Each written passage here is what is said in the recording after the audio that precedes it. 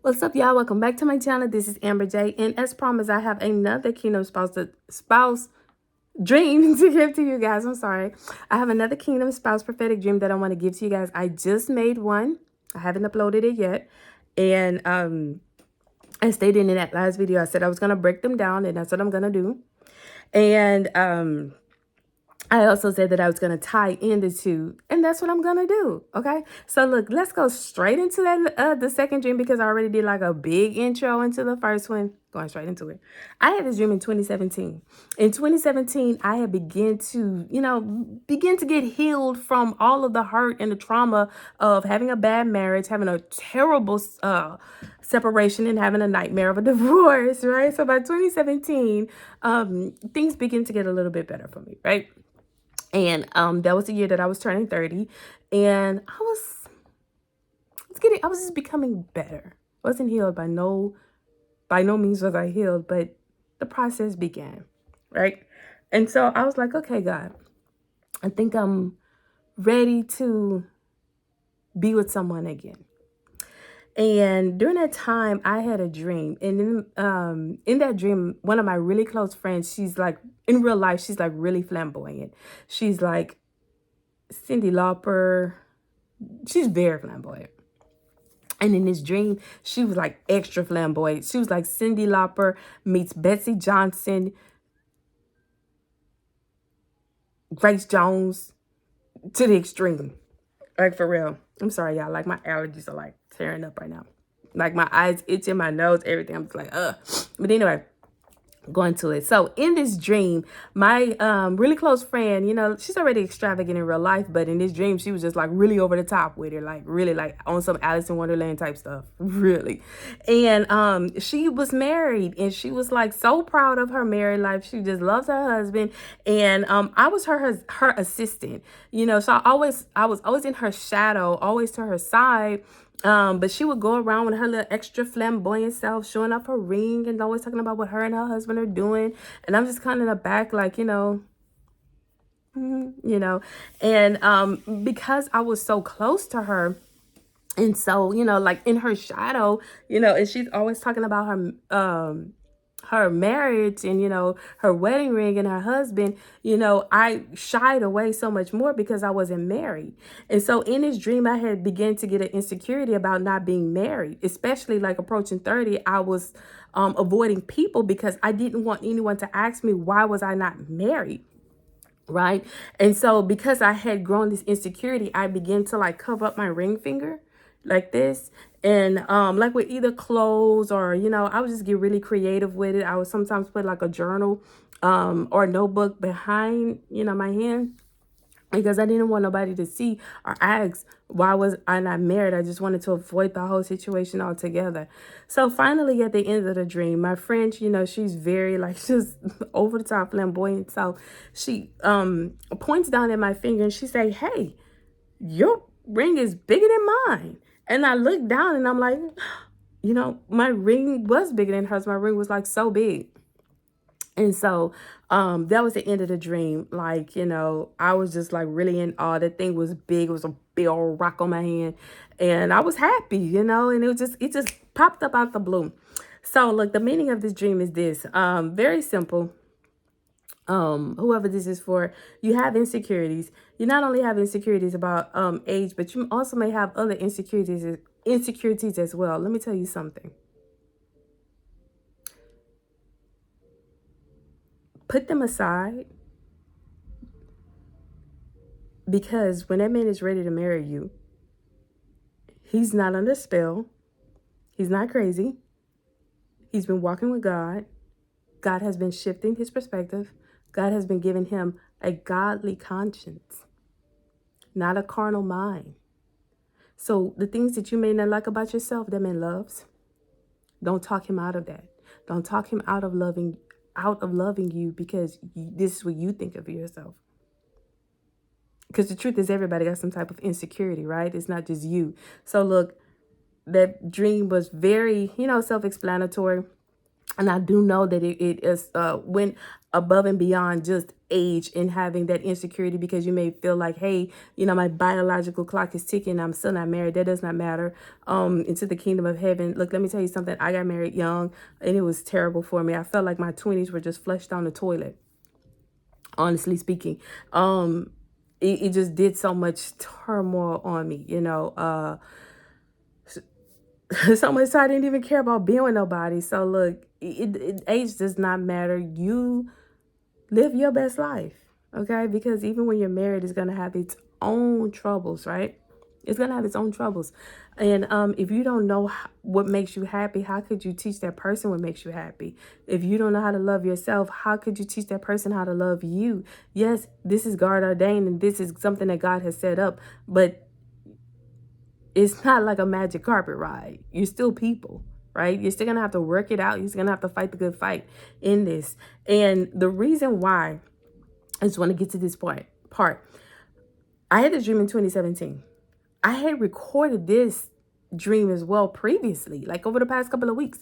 Could never get it out. I would re-record it. Nothing was good.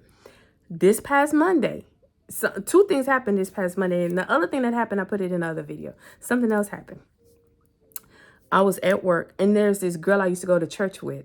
It wasn't my best friend like in a dream, but this girl that I used to go to church with is more flamboyant and more extra than my best friend in real life. I mean, in real life, this girl like dyed her hair like pink and purple and green and all kinds of like, looked like a sherbet ice cream on her head. And she had like a little braid ponytail thing. I mean, this was her in real life. This is what she really did. She was dressed like Xenon. You remember Xenon, that Disney movie? Like she was like unicorn tutus, and yeah, she was just, yeah.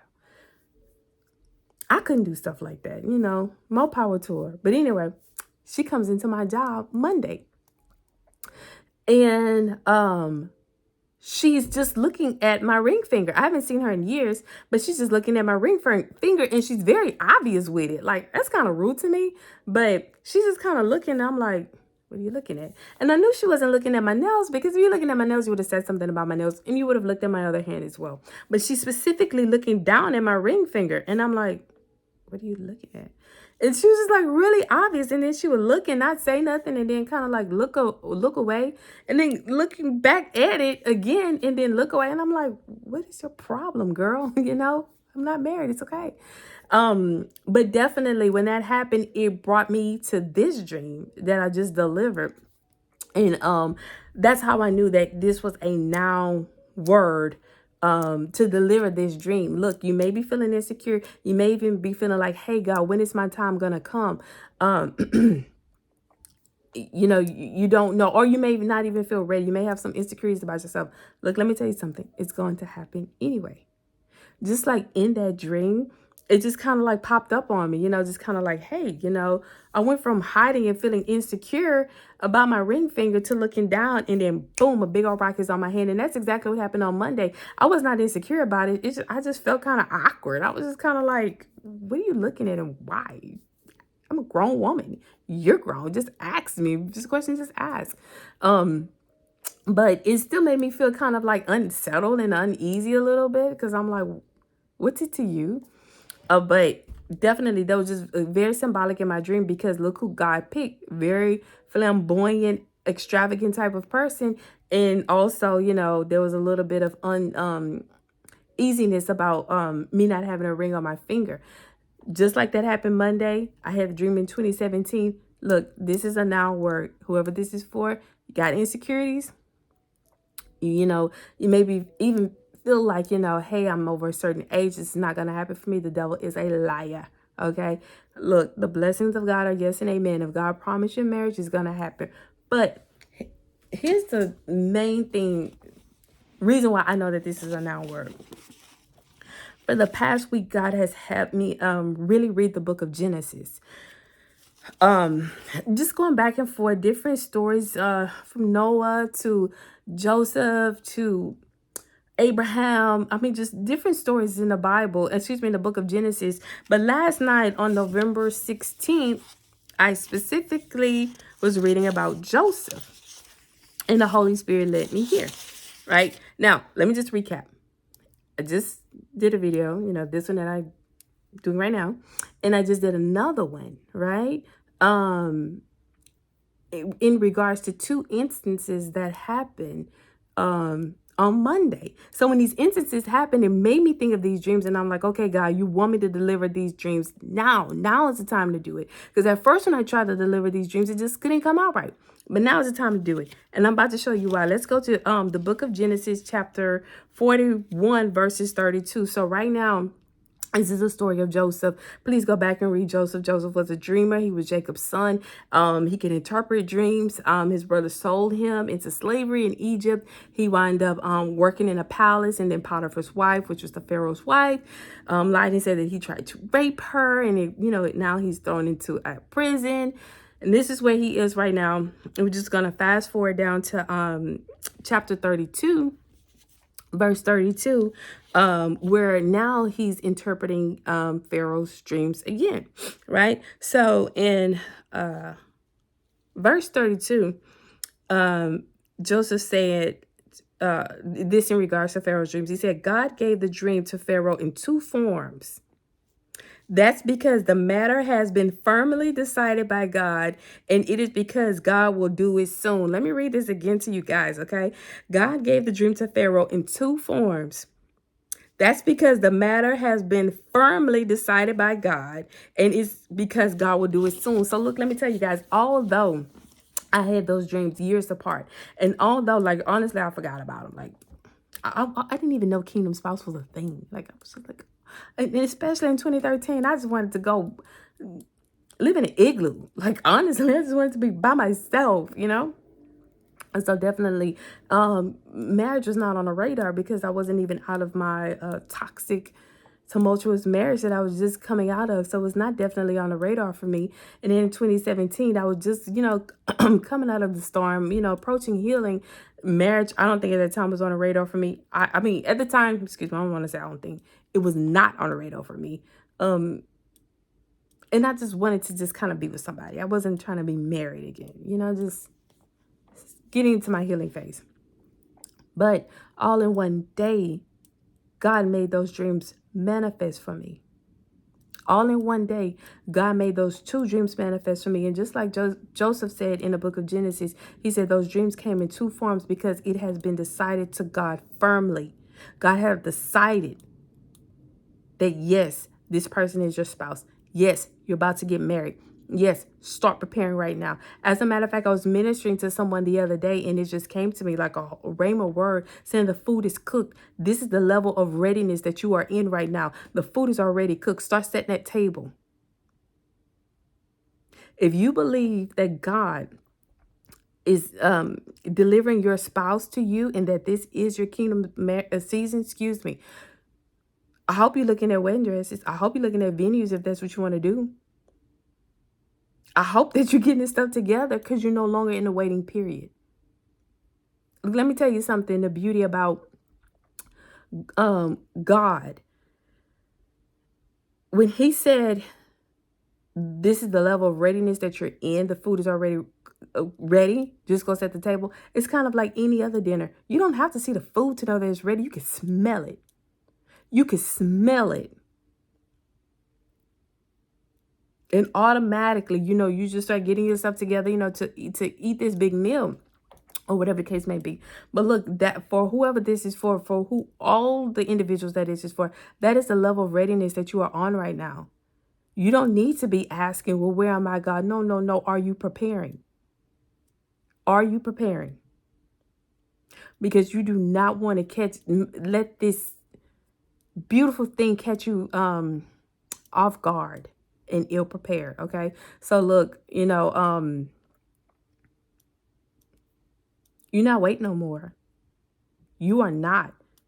Just like in the word, in the book of Genesis, God is decided with him and he's about to do it soon. Your job is to make preparations. Okay. So look, and I can even give you a little bit of testimony with that, even in myself.